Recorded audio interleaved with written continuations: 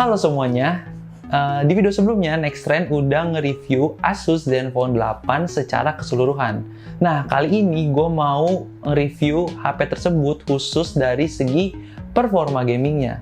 So, langsung aja, ini dia selengkapnya. Nah, mungkin dari kalian ada yang bertanya-tanya kenapa Asus Zenfone 8 ini perlu dibikin review khusus gamingnya, padahal dia bukan HP gaming. Jadi, kalau menurut gua, dari secara spesifikasinya itu, Asus Zenfone 8 bisa dibilang udah masuk kategori HP yang sangat menunjang buat main game. Kayak misalnya dari segi chipsetnya, dia udah pakai Snapdragon 888 yang merupakan chipset seri tertinggi Qualcomm saat ini. Terus dia juga udah dilengkapin sama RAM 6 atau 8GB serta memori internal sebesar 128GB.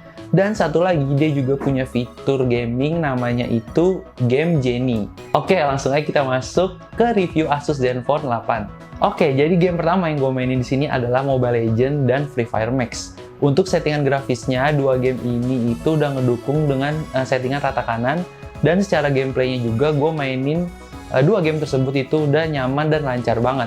Nah, lanjut ke game kedua yang gue mainin di Asus Zenfone 8 yaitu Genshin Impact. Nah, seperti kita tahu Genshin Impact ini udah jadi benchmark buat HP-HP gaming sekarang, dan di Asus Zenfone 8 itu dengan chipset Snapdragon 88-nya dia udah bisa menjalankan atau ngedukung settingan grafis di yang tertinggi. Walaupun dia itu sebenarnya ngerekomendasiin untuk settingan grafis di medium, tapi kalau misalnya kita paksa nih ke settingan grafis tertinggi, itu dia masih bisa jalan dengan lancar. Secara grafis, secara gameplay, gue main nggak ada masalah sama sekali. Nah, cuman yang jadi catatan gue di sini buat performa gaming Asus Zenfone 8 itu dia HP-nya jadi cepet panas gitu kalau dibuat main game. Kayak tadi misalnya gue main Mobile Legends atau gue main Free Fire Max. Khusus Mobile Legends misalnya gue main 2 game aja di situ, itu HP-nya langsung udah mulai berasa panas. Terus kalau untuk Free Fire Max, gue main 1 game, itu dia juga udah mulai berasa panas juga. Nah, kalau misalnya di Genshin Impact, kayak paling gue cuma main 10-15 menit itu HP-nya langsung berasa panas juga. Bahkan waktu gue update in-game Genshin Impact itu HP-nya juga udah panas. Jadi itu salah satu catatan dari gua terkait dengan performa gaming Asus Zenfone 8. Nah, selain itu, salah satu yang jadi catatan juga menurut gua, atau mungkin bagi kebanyakan gamers, itu adalah dari segi layar Asus Zenfone 8 yang bisa dibilang cukup kecil karena dia cuma punya spesifikasi 5,9 inci.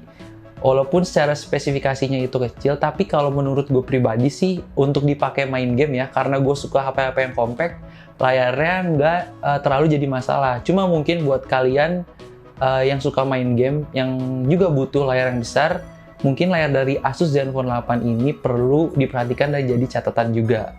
Nah, terus aspek terakhir yang juga harus diperhatikan dari Asus Zenfone 8 ini, kalau misalnya mau kita pakai buat main game, adalah baterainya. Dia itu baterainya cuma dilengkapi sama baterai yang kapasitasnya itu 4000 mAh doang. Dan berdasarkan pengalaman gue juga, setelah gue main game di Asus Zenfone 8 ini, dia lumayan bisa dibilang boros kalau dipakai main game. Bahkan tadi gue cuma update in-game Genshin Impact aja, selama kurang lebih 10 menitan itu dia udah bisa, atau dia ngurang baterainya tuh cukup banyak, sekitar 5-10%-an. Dan menurut gue, ya hal itu harus jadi catatan juga kalau misalnya kalian mau main game di Asus Zenfone 8. Kalau tadi gue udah bahas dari segi performa gamingnya, sekarang gue mau bahas satu fitur gaming di Asus Zenfone 8 yaitu Game Genie. Jadi Game Genie ini sebenarnya fitur yang ada juga di Asus ROG. Nah, di Game Genie ini kalian tuh kayak bisa ngatur-ngatur segala hal untuk menunjang permainan game kalian. Kayak misalnya kalian bisa ngeblok notifikasi dari telepon, SMS, atau chat dari WhatsApp dan media sosial lainnya supaya nggak muncul ketika kalian lagi main game. Terus kalian juga bisa mengoptimalkan performa dari HP-nya supaya waktu dipakai main game itu kinerjanya fokus ke situ aja. Terus ada juga fitur kayak dia jadi bisa kayak ngerekam klip-klip di dalam game. Jadi kayak misalnya kalau kalian lagi main game nih, ada momen-momen seru, nah kalian tuh bisa ngerekam cuma di 5 detik, 10 detik, sama 20 detik aja. Nah itu menurut gue juga salah satu fitur yang cukup oke untuk kalian yang mungkin pengen main game terus pengen share-share momen-momen seru kalian pas lagi main game. Dan fitur dari Game Genie yang menurut gue paling oke juga adalah adanya opsi pengaturan refresh rate. Jadi kalau misalnya game dan layar HP-nya itu ngedukung, dia bisa diatur sampai 120 Hz refresh rate dengan adanya Game Genie. Jadi bisa dimaksimalkan gitulah pokoknya refresh rate-nya.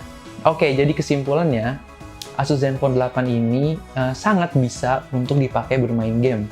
Cuma gue sih nggak terlalu menyarankan untuk dipakai bermain game yang hardcore gitu ya. Jadi mungkin kalian bisa main game kayak main Mobile Legends segame 2 game habis itu udah, atau main Free Fire Max atau main PUBG segame habis itu udah. Ya buat main game-game yang casual aja gitu. Maksudnya bukan game yang casual tapi bermain game secara casual aja gitu. Oke, Sobat Nextrend, itu dia tadi review gaming dari Asus Zenfone 8. Semoga bisa memberi perspektif baru soal HP ini dari sisi gamingnya. Kalau gitu, sebelum pamit, gue pengen minta kalian buat follow semua sosial media Nextrend yang ada di deskripsi dan kunjungi situs nextrend.com. Jangan lupa juga subscribe channel YouTube Nextrend dan nyalain tombol notifikasinya. Gue Randy pamit, bye!